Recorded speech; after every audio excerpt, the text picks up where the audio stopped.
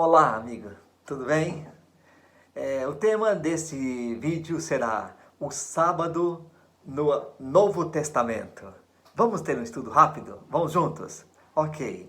Você sabe que ao Jesus iniciar a dispensação do Novo Testamento, Jesus não anulou o sábado, anulou. Para os cristãos, para nós como cristãos, a atitude de Cristo em relação ao Antigo Testamento é sumamente crucial. Inclusive, em São Lucas capítulo 24 e o verso 27, ele ali descreve que ele foi ensinando para os discípulos, começando por Moisés, passando por todos os profetas, e ele expunha as escrituras o que a seu respeito estava escrito. Você está entendendo isto? Muito bem. Então, como Jesus se portou diante da lei de Deus? Cristo, em sua vida, em seu ministério, manifestou profundo respeito para com a Bíblia e para com os mandamentos. Inclusive, em Lucas capítulo 4, verso 16, Jesus ia para a sinagoga, que equivale à igreja dos nossos dias. Todos os sábados, era o costume dele.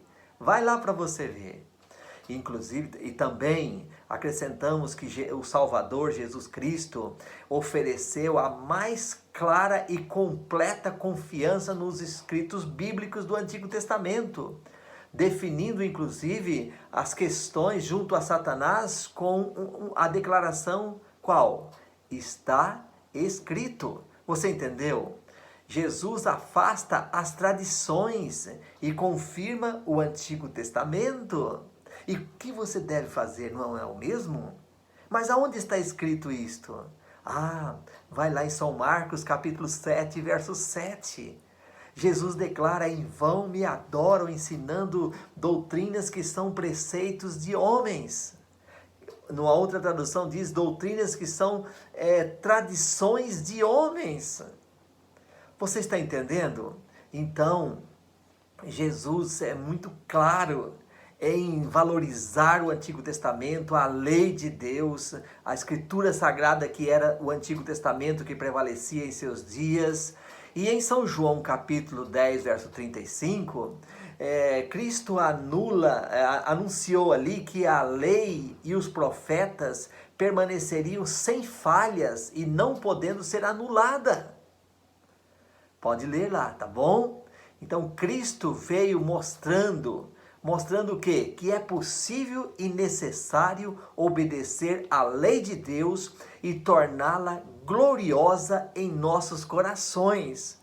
Por acaso não valeria a pena você pensar nisto? E olha lá em São Mateus capítulo 5 e o verso 19. Qualquer, pois, que violar um destes mandamentos, por menor que seja, e assim ensinar aos homens, será chamado o menor no reino dos céus. E aquele, porém, que cumprir e os ensinar, será grande no reino dos céus. Será que hoje não está precisando de pessoas assim? Deus não está precisando de pessoas assim, que valoriza, que torna a lei gloriosa? Ou pode deixar tratando os mandamentos como se fosse lixo? Olha, meu irmão, é muito importante esta consideração, não é certo? Mas após Jesus ir para o céu, o que aconteceu? Os judeus foram dispersos, não é isto? Para outras nações, outros países, né? E aí, após a destruição de Jerusalém, no ano 70, os judeus saíram de Jerusalém levando consigo a observância sabática para várias partes da terra. E então, para os primeiros cristãos, a preservação da verdade em toda a sua pureza foi um ponto de honra.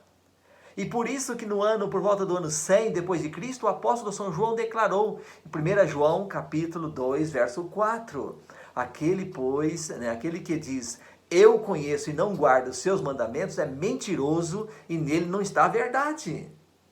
E o que você pensa disso, hein?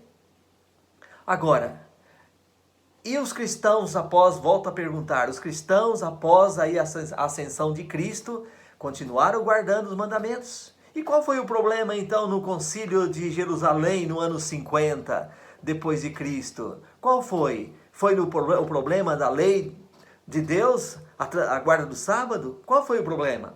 Se você é um estudioso da Bíblia e conhece esse texto, você vai perceber que ali o problema era a circuncisão. Era um problema da lei cerimonial.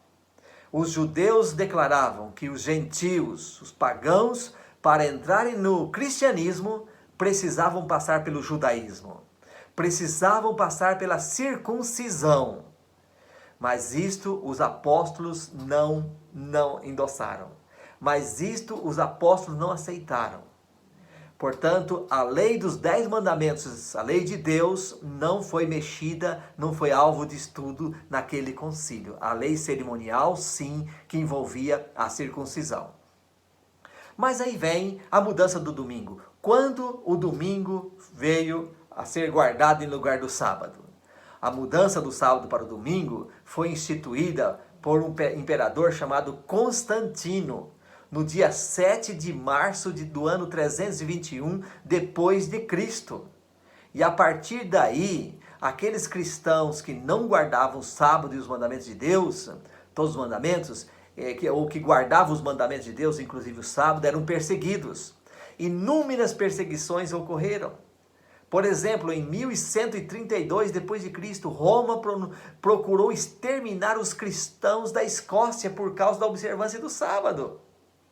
Na Idade Média, houve cristãos dedicados na Europa que foram desiludidos com os reformadores também. Por que foram desiludidos? Foram decepcionados. Por quê? Porque eles tinham com eles o princípio de sola escritura, somente a escritura sagrada, nada de tradição, mas eles não observavam o sábado. E naquele contexto, em 1671, Stephen Mumford declarou: admiro Lutero, que fez tantas reformas necessárias, mas não fez a reforma quanto a guarda do sábado do Senhor. E assim, aquele cidadão foi para a América e lá organizou a primeira igreja batista do sétimo dia. Mais tarde, na década de 1840, estava pregando José Bates, um pregador, estava pregando, falando da importância de guardar toda a lei de Deus, os mandamentos de Deus, restaurar as verdades perdidas, e uma senhora, Raquel Preston Wilkes, estava presente. Ela era da Igreja Batista do Sétimo Dia, e ela disse sobre o sábado: vocês querem reformar as verdades bíblicas, e aonde fica o sábado? Não deve ser guardado? E começaram a estudar a Bíblia, e José Bates preparou um livreto chamado Sábado, um sinal perpétuo. E aquele folheto chegou à mão de um casal chamado White, e esse casal aceitou, leu o panfleto, aceitou a verdade, e assim foi restaurada a verdade no meio da Igreja Adventista do Sétimo Dia. Mas há um autor cristão chamado Uriah Smith, em 1857, ele declarou que para mudar a lei de Deus, o homem deve ascender aos céus, destronar Jeová, passar pela guarda dos anjos em direção ao templo sagrado, arrancar o propiciatório da arca lá no céu e com o pretenso dedo onipotente mudar a escrita das tábuas indescritíveis. Aí sim pode fazer isso. Alguém sujeito a fazer isto? Deus não fez, Jesus não fez, porque a lei é um reflexo do seu caráter. E agora, querido, você pode então perguntar: mas foi alterado o ciclo semanal? O sábado de hoje não é o sábado da antiguidade? Será isso verdade? Olha, os registros astronômicos, as datas que remontam aí a 600 a.C., concordam com o cômputo dos astrônomos de hoje, de que jamais se alterou em tempo algum o ciclo semanal. Aí a ciência prova isto.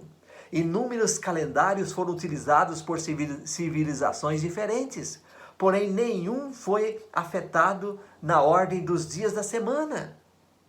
E o calendário mais antigo que se tem refere-se a um calendário que crê que foi o calendário proposto por Rômulo. E ali propôs então propôs um ano de 305 dias e 10 meses, a partir do mês de março. Porém, um sucessor de Rômulo, acrescentou ali 2 meses, elevando o ano para 365 dias. E quando Júlio César assumiu, né, o poder supremo de Roma, notando o calendário vigente que era deficiente, chamou um astrólogo, um astrônomo famoso, para estudar a questão. E este determinou que se abandonasse o calendário dos meses lunário e se adotasse o calendário egípcio. E na reforma feita no ano 45 a.C., a semana no calendário egípcio era paralela à semana do calendário judaico. E esta semana foi mantida. E nos dias de Jesus, a semana na Palestina coincidia com a semana dos romanos, quanto à ordem dos dias. E outra reforma também que alterou o cômputo dos dias, e não da semana, é determinada gregoriana, né? Denominada gregoriana. Foi feita pelo Papa Gregório XIII. E ali então o astrônomo, que era o conselheiro do Papa, decidiu que o dia seguinte a outubro de 1582 se chamasse 15 de outubro. Então o dia posterior a 4 de outubro de 1582 seria chamado 15 de outubro. E a mesma mudança foi ordenada por carta pelo rei Henrique III, que fez então da segunda-feira do dia 20 de outubro de 1592, fez com que ela sucedesse ao domingo, dia 9 de dezembro de 1592. Você viu? Alterou o calendário mensal, o calendário semanal se manteve.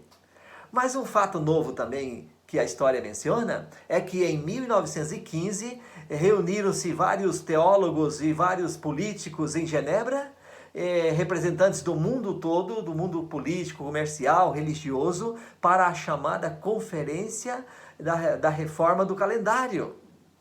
E a intenção seria mudar o ciclo semanal, fazendo com que o sábado caísse em qualquer dia da semana.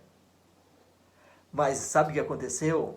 11 observadores do sábado, que estavam presentes, protestaram e conseguiram, fazer com que não ocorresse a reforma do calendário. E a conferência foi adiada para outra ocasião, que até hoje não aconteceu. E assim, o sábado bíblico foi considerado, a bandeira de Deus no tempo. O sábado foi mantido e é considerado como a bandeira de Deus no tempo, como símbolo do governo de Deus. Você está entendendo aqui, amigo? E agora vem então uma nova teoria, o dispensacionalismo, o sábado e a hermenêutica dispensacionalista. O dispensacionalismo chegou através de Cyrus Scofield, 1843-1921, que ele viveu. E ele sugeriu a existência das seguintes dispensações. O mundo é dividido por 7 dispensações, segundo ele. Dispensação da inocência, no tempo de Adão antes de pecar, da consciência logo após o pecado, do governo humano no tempo de Noé, da promessa no tempo de Abraão, da dispensação da lei no tempo de Moisés, a dispensação da graça no tempo de Cristo e a dispensação do milênio ou do reino que vai ocorrer quando Jesus voltar. Então, o que era verdade num tempo não era verdade no outro, segundo a teoria dispensacionalista. Então, se a lei de Deus no tempo de Moisés ela era válida e necessária, mas em nosso tempo não é mais, não tem sentido. Então, assim, agora nós estamos no tempo da graça. Porém, a Bíblia Sagrada destaca que o sábado tem sido o verdadeiro elo que liga Deus com o seu povo. Ezequiel 20:20. O sábado serve de sinal entre Deus e seu povo. Apocalipse capítulo 12, verso 17. Apocalipse 14, verso 12. Aqui está a perseverança dos santos, os que guardam os mandamentos de Deus e têm o testemunho de Jesus. São João 14, verso 21. Aquele que tem os mandamentos e guarda, esse é o que me ama. Portanto, você quer ser um guardador do sábado também? Guardador da lei de Deus? Que Deus lhe abençoe e enriqueça com o poder celestial. Amém?